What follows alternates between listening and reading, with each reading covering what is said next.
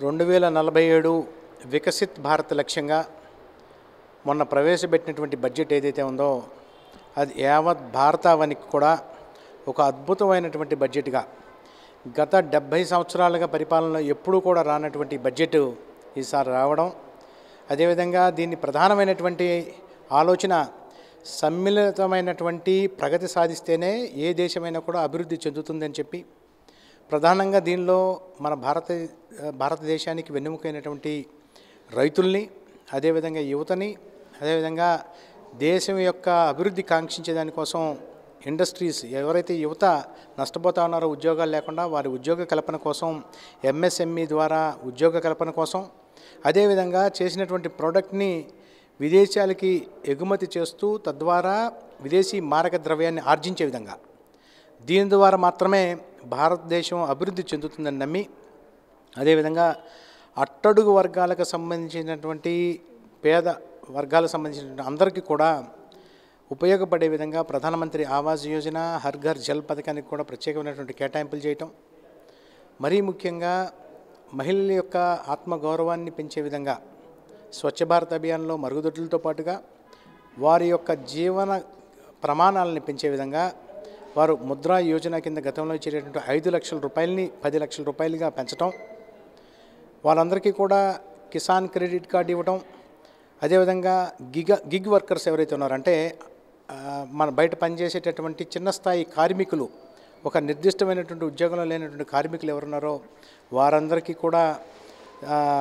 ఈశ్వరం card issue చేయటం, ఈ రకంగా ఈ దేశంలో ఉన్నటువంటి అన్ని వర్గాలకు సంబంధించినటువంటి వ్యక్తులకు కూడా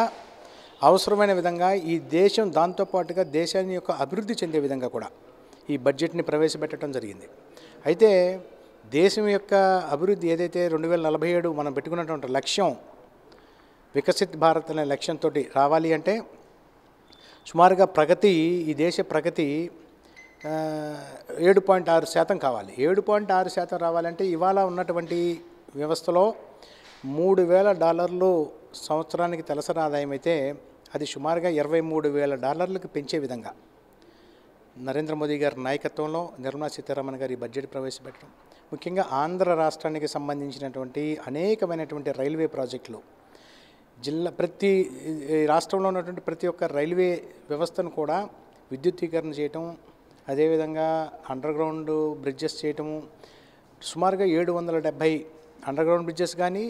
రైల్వే ఓవర్ బ్రిడ్జెస్ కానీ గత 10 సంవత్సరాలు నిర్మాణం చేస్తూ ఉంటే మనం ఇక్కడ ఏ రకంగా వెళ్తుందో చూస్తున్నాం. అదేవిధంగా మన రాష్ట్రానికి ముఖ్యమైనటువంటి 2 అంశాలు, అమరావతి రాజధాని కోసం ప్రత్యేకమైనటువంటి నిధులు కేటాయింపు, అదేవిధంగా పోలవరం ప్రాజెక్ట్ ఏదైతే మన రాష్ట్రానికి సంబంధించిన జీవనాడిగా చెప్పుకుంటా ఉన్నామో ఆ ప్రాజెక్టుకు సంబంధించినటువంటి కేటాయింపులు, దీంతోపాటుగా south coast zone railway zone ఏదైతే గత కొన్ని దశాబ్దాలుగా పోరాటం చేస్తూ ఉన్నారో దాన్ని కూడా సాకారం అయ్యే విధంగా, అదేవిధంగా విశాఖ స్టీల్ ప్లాంట్ ఏదైతే మన ఆంధ్రుల విశాఖ ఉక్కు ఆంధ్రుల హక్కు అని మనం పోరాటం చేశామో దాన్ని కూడా ఇవాళ సఫలీకృతం అయ్యే విధంగా బడ్జెట్ కేటాయింపులు కూడా చేయడం జరిగింది. ఇక్కడ ఉన్నటువంటి రాష్ట్ర ప్రభుత్వం చూస్తూ ఉంటే ఎంతసేపటికి కూడా గత ప్రభుత్వం చూస్తే జగన్మోహన్ రెడ్డి గారి నాయకత్వంలో ఆయన ప్యాలెస్లు కట్టుకునే దానికోసం ఆలోచన చేశాడు, ఆయన బాత్రూమ్ నిర్మాణం కోసం ఆలోచన చేసుకున్నాడు, ఆయన ఇంటి మొత్తాన్ని ఎయిర్ కండిషన్ చేసేదానికి ఆలోచన చేశాడు తప్పితే పేదవాడికి ప్రధానమంత్రి ఆవాస్ యోజన స్కీమ్ కింద ఒక్క ఇల్లును కూడా నిర్మించినటువంటి ప్రభుత్వం గత ప్రభుత్వం. అదేవిధంగా వారికి సంబంధించినటువంటి ఇంట్లో పెద్ద పెద్ద షవర్లు అయితే పెట్టుకున్నాడు, కానీ ఇక్కడ ఈ పేద వర్గాలకు సంబంధించినటువంటి కనీసం త్రాగునీరు వసతి కూడా హర్ ఘర్ జల్ పథకం కింద కేంద్ర ప్రభుత్వం దీని మీద సుమారుగా 200 కోట్ల పైచిలుకు దానికోసం నిధులు కేటాయిస్తే ఒక్క నయా పైసా కూడా వాడుకున్నటువంటి ప్రభుత్వం ఏదైనా ఉందంటే అది కేవలం జగన్మోహన్ రెడ్డి గారి గత ప్రభుత్వం. ఇవాళ ఎన్డీఏ కూటమి ఏర్పడిన తర్వాత ఆంధ్ర రాష్ట్రంలో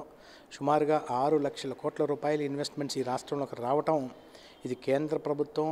అదేవిధంగా రాష్ట్ర ప్రభుత్వం యొక్క సమన్వయం, డబుల్ ఇంజిన్ సర్కార్లో డబుల్ డిజిట్ గ్రోత్ తోటి ముందుకు వెళ్తూ ఉన్నటువంటి పరిస్థితి కనపడతా ఉంది.